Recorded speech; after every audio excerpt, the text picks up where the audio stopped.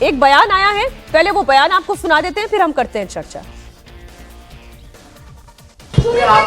আপনি তদন্তকারী সংস্থা নয়, তদন্তকারী সংস্থার সাথে গিয়ে কথা বলুন, তারা সার্চ করে গেছে, উত্তর তারা দেবে। আমি তদন্তকারী সংস্থার প্রতিনিধি নই।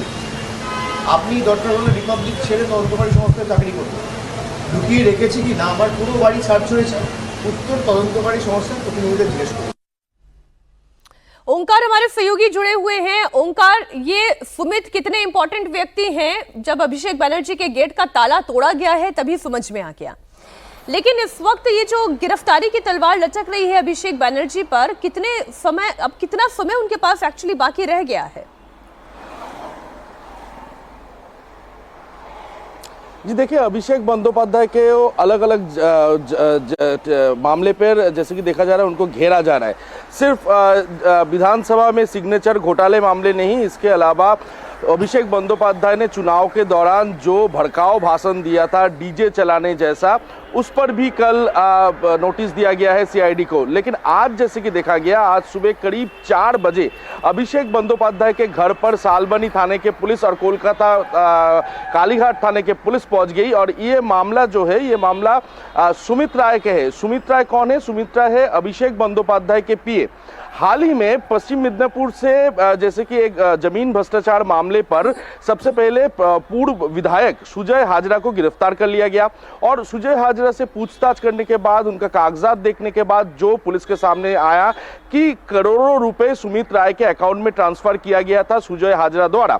तो ये सुजय हाजरा से पूछताछ करने के बाद सुमित राय का नाम सामने आया और क्यों इतना पैसा ट्रांसफर किया गया था। सूत्रों के हवाले से जो खबर मिल पा रहा है वो है कि सुमित राय ने सुजय हाजरा को चुनाव में टिकट देने के लिए ये पैसा लिया था, ऐसा ही सूत्रों का कहना है।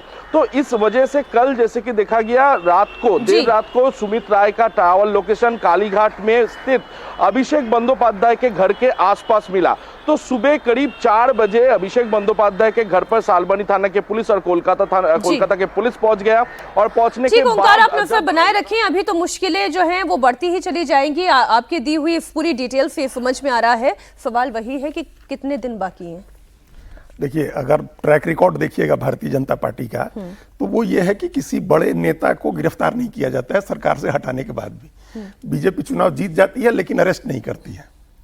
बीजेपी ने सबसे ज्यादा कैंपेन पूरे देश के राष्ट्रीय स्तर पर देखिए तो राहुल गांधी और उनके परिवार और रॉबर्ट वाड्रा के खिलाफ किया, किसी की गिरफ्तारी नहीं हुई।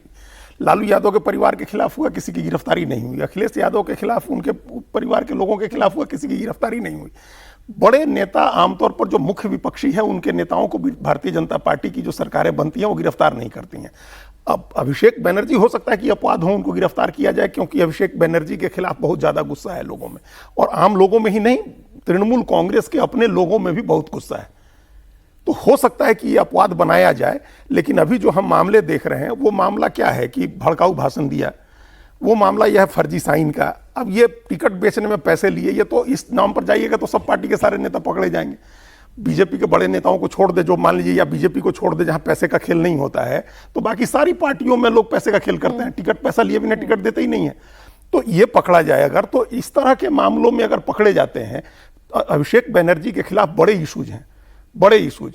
कोयला तस्करी के मामले में उनके ससुराल का पूरा परिवार फंसा हुआ है, और ऐसा नहीं, जिस मामले में आप आईपैक के तमाम लोगों को अरेस्ट कर रहे हैं, नोटिस दे रहे हैं कोयला तस्करी के पैसे का, तो उसमें क्यों नहीं जांच हो सकती है अभिषेक बनर्जी की? बहुत बड़े बड़े मामले हैं। आपने फर्जी साइन की बात कर ली, सीआईडी का शिकंजा फर्जी साइन मामले में भी बढ़ रहा है। इस केस के बाद अब अभिषेक बनर्जी पर भड़काऊ बयानबाजी के मामले में पूछताछ होगी।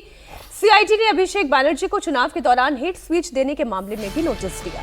सीआईडी ने अभिषेक बनर्जी को डीजे वाले बयान के बारे में पूछताछ करने के लिए 16 जून को भवानी भवन बुलाया है।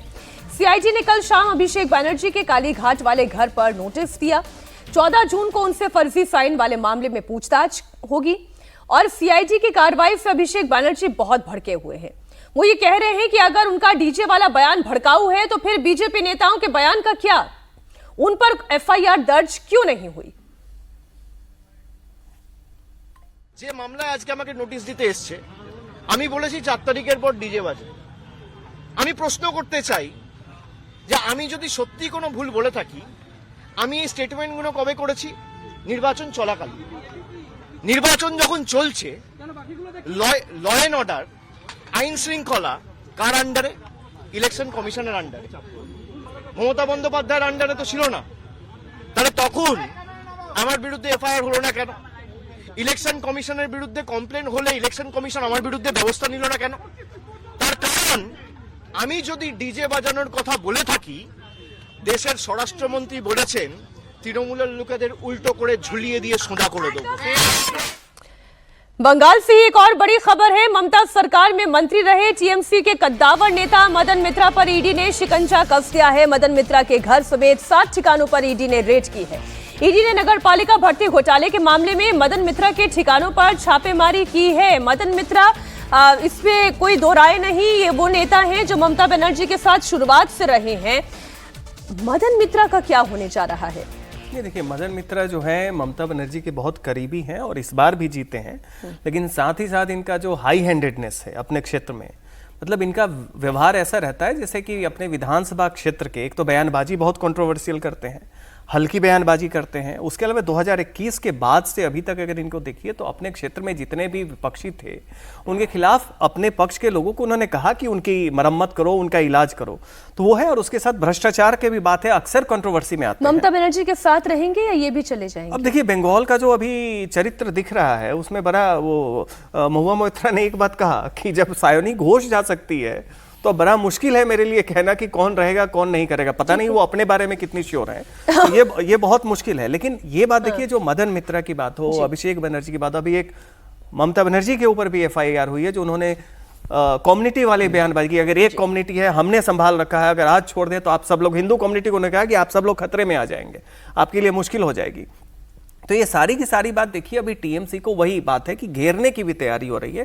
तो बंगाल में बदलाव तो हो रहा है, लेकिन बदलाव के साथ थोड़ा सा लग रहा है कि जो बंगाल की कंटिन्यूटी है उसका तड़का भी वहां पे वो दिख रहा है थोड़ा बहुत।